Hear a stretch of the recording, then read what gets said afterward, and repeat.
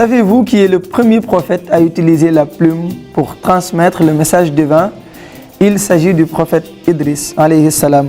Mais quels trésors bien sûr insoupçonnés peuvent bien se cacher derrière l'histoire peu connue du prophète Idriss?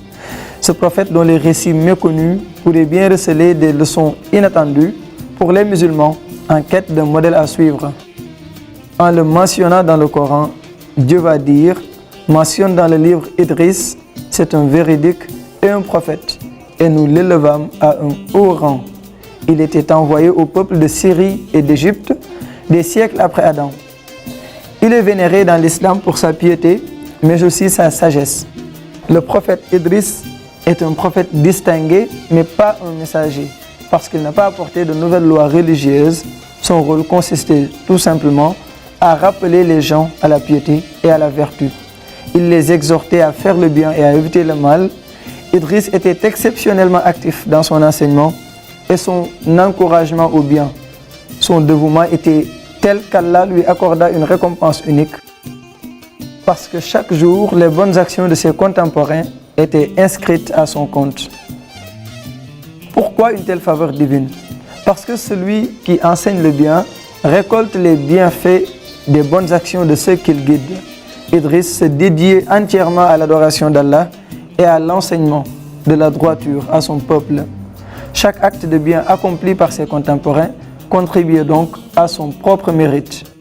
L'un des points marquants de l'histoire du prophète Idriss est le fait qu'il ait sollicité à Allah de prolonger sa vie pour accumuler davantage de bonnes actions. La mort du prophète Idriss fut l'occasion d'une conversation remarquable.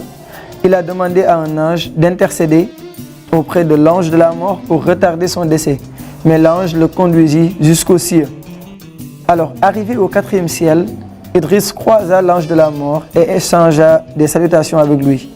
L'ange de la mort, étonné de cette rencontre céleste, reçut l'ordre de prendre l'âme d'Idriss au même endroit où il se trouvait. C'est ainsi que Dieu prit alors l'âme du prophète Idriss au 4e ciel. Idriss est resté au 4e ciel. D'ailleurs, quand le prophète Muhammad est passé par le 4e ciel, la nuit du voyage nocturne et de l'ascension, Idriss l'a salué et il lui a souhaité la bienvenue. La vie et la mort d'Idriss témoignent de son dévouement envers Allah et de sa position respectable parmi les prophètes. Son histoire inspire les croyants à suivre sa voie de piété et de dévotion. Sa rencontre avec le prophète Mohammed mérite également d'être soulignée.